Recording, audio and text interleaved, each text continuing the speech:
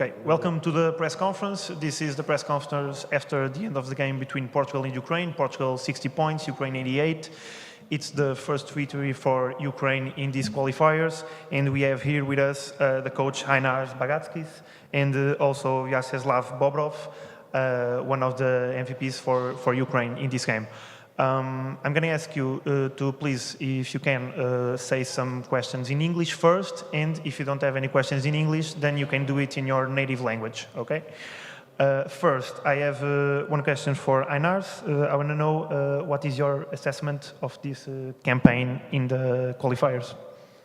Of course, okay, let's say like this was the last game in a group, the last game for us and Portugal. Of course, your team maybe, let's say maybe, mentally was not ready for a game because they already did the job. They qualified for the Euro, and maybe a little bit also they count as for us is we are also going play without, let's say soft way. But I like actually the way how we start a game. That's very important. Like for me, it's very important always is that when a team start a game with a kind of good decisions, kind of consistency, execution, and from beginning we show for your national team as nothing comes easy. And yes, if I'm correct, we control the game from minute one. That also means something, you know. This is the young team. There is a lot of new players if compared with the previous games. There's 3 players actually in this game just first time make the steps on a court like national team players. But anyway, I count, we play basketball, we play every game to win. It doesn't matter what is how worth is that game, what the cost of that game. And I like, of course, I like result. I'm not so happy about some of our decisions, you know, 22 turnovers in a game. That means at least 22 shots. Of course, the turnovers is the part of basketball, but some of our decisions offensively supposed to be better. Defensively, I'm happy for that way what we choose before the game and how we execute. And usually in all games, your team bigs control the rebounding, except this game. So that's anyway for us now is a long step to return back in a top division. But for your team, I wish just good luck in Euro. I want to know as well, Vyacheslav, what is your opinion about the campaign of Ukraine in these qualifiers? For the first, I want to congratulate our team and our country with that win, because it's the last game of our gold. So today it's 24th of February, so it's the date what we still remember in our hearts and our mentality. So coach don't need to motivate us to play from the first minute till last, because each win, no matter in which sport right now, that's give energy for our warriors, for our people who stay right now in Ukraine. And we are proud and pray about them every day, so we still believe what the war will finish and we can come back and play at home. I want to say thank you for all the people who came today and support us, because it was a lot of people with Ukrainian flags and also like Portugal's clap in the end for us. So I can say we tried to did our job correctly, but we lost against Slovenia. So right now we will focus for the summer. We have some pre-qualification, so we have a lot of things to do, to work. Хочу всім подякувати сьогодні за гру. 24 лютого для нас був такий день, крах. Я вважаю, що почалась війна. 3 роки поспіль йде війна, вбивають людей. І до сих пір ми молимось і чекаємо, коли зможемо повернутися додому, щоб закінчилась ця війна, щоб не помирали люди. Хочу побажати всім здоров'я, подякувати всім глядачам, хто сьогодні прийшов і хто дивився нас з екранів, з України. Хочу передати велике вітання нашим військовим, хто боронить нашу країну. Слава Україні! Well, I want to know if you have any questions in English first. If you don't, you can just say them in your native language as well. Any questions? No? All good. Okay, thank you. Thank you. Thank you. We will be back soon with the Portuguese team.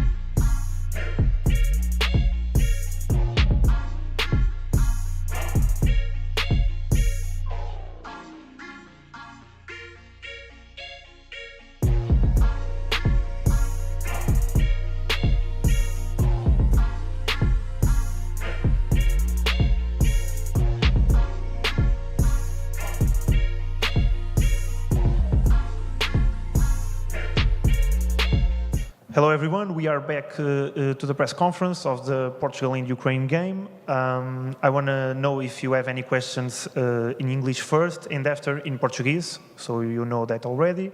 But first, I'm going to ask some questions, a few questions, just one, to the coach, Mário Gomes, and also to the captain of the Portuguese team, Miguel Queiroz. So first to Miguel, since he asked that, I want to know what you have to say about this campaign through the qualifiers in the EuroBasket. First, I want to start, I'm really proud of our team. We have been doing a hell of a job bringing back to Portugal to the big stages. And these 2 losses don't delete that, okay? And I hope everybody sees exactly like we do, because we know how hard it is to qualify for EuroBasket. We know how hard it is to play against these teams, and we did really well. We beat teams in top 10, and I hope nobody forgets that with these 2 losses. We will never forget that, but I hope everybody's with me. So I just want to say that I'm really proud of our team. The guys did a great job. The ambition, every single practice to arrive to these qualifiers in conditions to put Portugal in the EuroBasket. That we have our hard work we do every single practice, how we compete in every game. I have no bad things to say, honestly. So I want to finish with this. I'm proud of our team. We did a hell of a job. Okay, thank you, Miguel. I want to pick up your words and ask Mário if he can tell us a bit about your assessment in the qualifiers and if you have anything to say about the campaign as well. Good evening. First of all, I must talk about the game because it's very important to respect the game, first of all, respect the opponents and respect ourselves. I have not a lot of things to say about the games because Ukraine was simply better than us in all the items of the game, so congratulations to them, and when we must honor the merit, and they deserved it completely, and no question about that. About the qualification, of course, I'm very happy because for our qualification, it was something that we were fighting for a long time. For almost all the people in this group, considering coaches, players, staff, directors, only 2 or 3 of us already have been in these kind of competitions. Probably I'm the luckier in the group, so I'm really happy. Not only because we qualify, but also the way we made the qualification.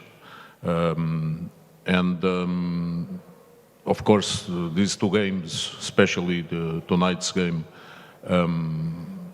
we stay with a bad flavor in the mouth because we don't like and I don't like. I know how to lose, but I don't like to lose.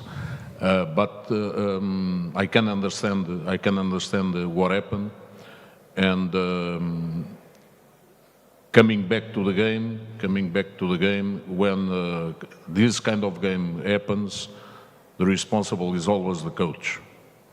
So I'm the responsible for this loss, the way it was, because it was not a matter of lack of attitude. The players had attitude, they fought. We simply were not ready to this kind of game. And in these moments, this is the way. It's my philosophy. It's the way I think. In these moments, we have no excuses. What happened shouldn't happen, and when happens, the responsible is the coach. So, period. I'm really happy for the way the players worked, because this started some years ago, and we don't forget the point of our depart, from where we depart and where we arrived. Now we need to prepare, because we need to come back to our best level, because to win to any one of these teams, we need to play at our best level, and we didn't today, and we didn't on Friday, and even our best level now is not enough to compete in the EuroBasket. So our best level in August, September needs to be higher than now. For that, we need to prepare, and after, to fight. And that's it. Okay, if you have any questions in English, you can put them now. If you don't have at all any questions in English, we can start with Portuguese questions. So, okay. First.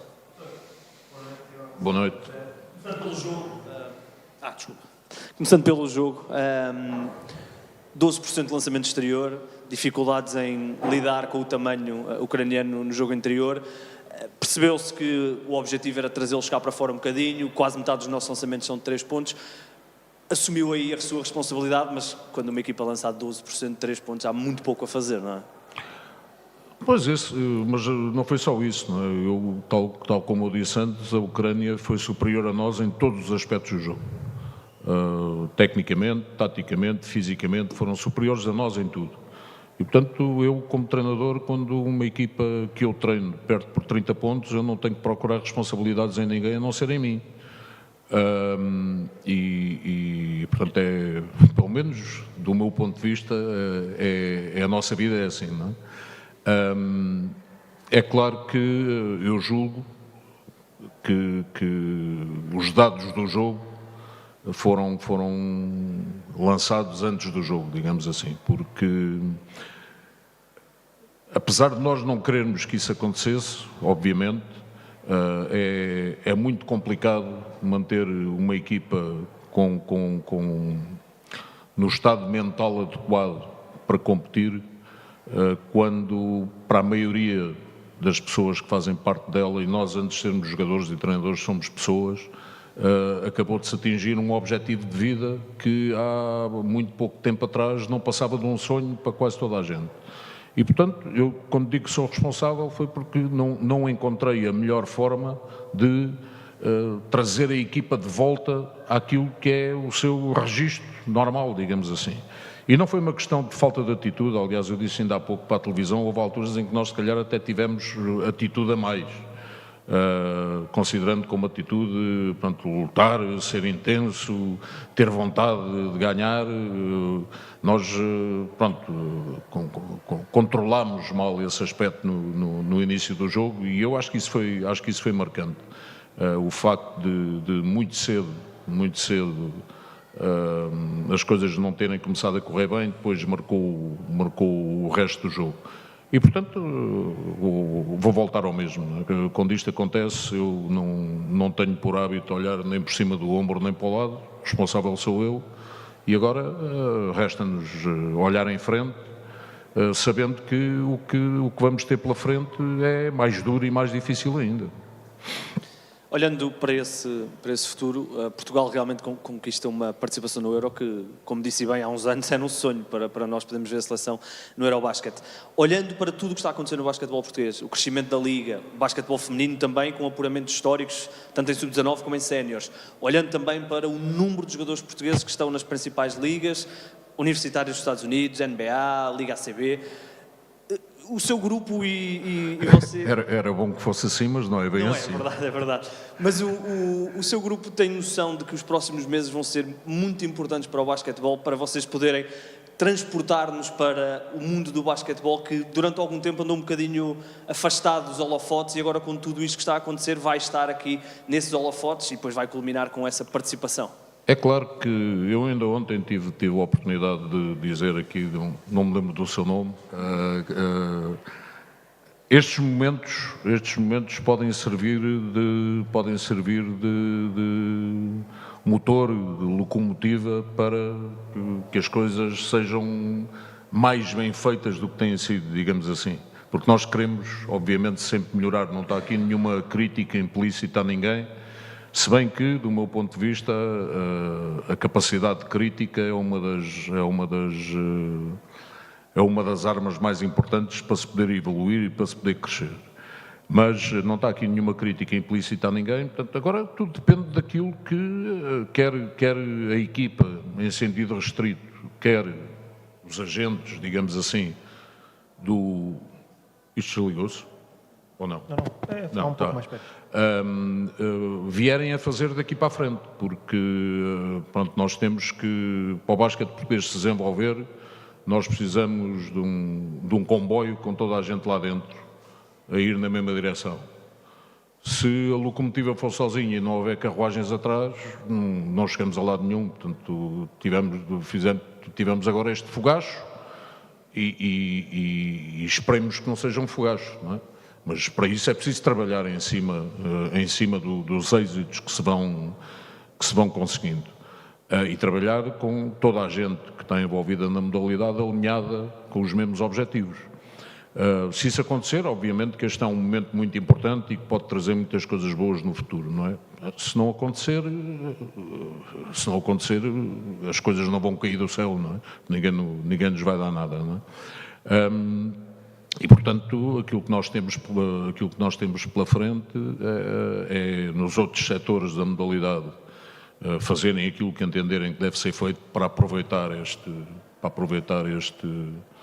este momento ou esta sucessão de momentos e a nós, equipa, Seleção Nacional Masculina, compete-nos trabalhar o melhor que pudermos e soubermos, darmos o nosso máximo para que o próximo EuroBasket seja mais um momento desses a pôr em cima do que já conseguimos até agora e é disso que se trata, não é? Sabemos que se até agora foi complicado, daqui para a frente vai ser mais complicado ainda. Portanto, como eu costumo dizer na privada, na equipa, agora ou temos peito ou não temos peito.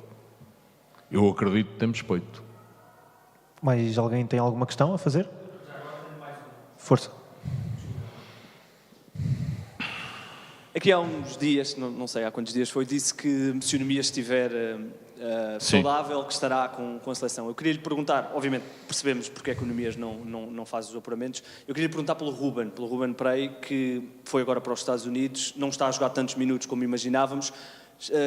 Quando começar a preparação, vou-lhe chamar mais a sério, entre aspas, para este EuroBasket, o Ruben vai fazer parte, está a olhar para isso com alguma preocupação?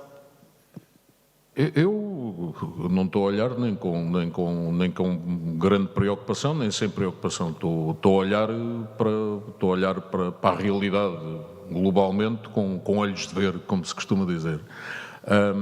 Eu espero não ir, mas pronto, vou-me arriscar a cometer uma inconfidência e depois levar nas orelhas por causa disso. Mas pronto, até por respeito a vocês, eu acho que há coisas que não se devem esconder. Portanto, relativamente ao Nemias, não há dúvida nenhuma, eu já tenho dito vezes sem conta, o Nemias quer muito vir, sempre. Nós nunca contámos com o Nemias para as qualificações, porque sabíamos que ele não podia vir, não valia a pena estarmos a magicar coisas que sabíamos que não podiam acontecer. E a partir do momento em que as regras da NCAA foram alteradas e, portanto, neste momento os jogadores, como o Ruben Prey, são tão profissionais nos Estados Unidos como os jogadores da NBA, ele está nas mesmas condições que o Nemias. Relativamente à possível participação no EuroBasket, a informação que eu tenho é que a Universidade não autoriza o Nemias a estar connosco na altura em que se disputa o EuroBasket. O Nemias, o Ruben Prey, na altura em que se disputa o EuroBasket. Os responsáveis, o nosso diretor técnico esteve lá agora, por isso é que eu digo isto, até certo ponto é uma inconfidência. Se calhar não devia ser eu a estar a dizer isto, mas se calhar também ninguém lhe perguntou. Se calhar nem sequer souberam que ele tinha estado nos Estados Unidos.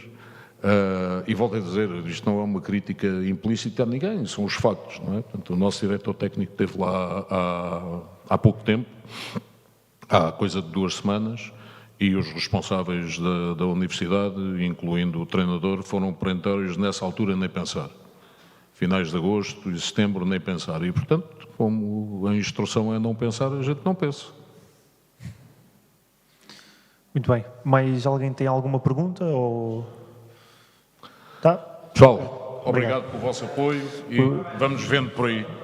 We end the press conference. Thank you everyone for watching.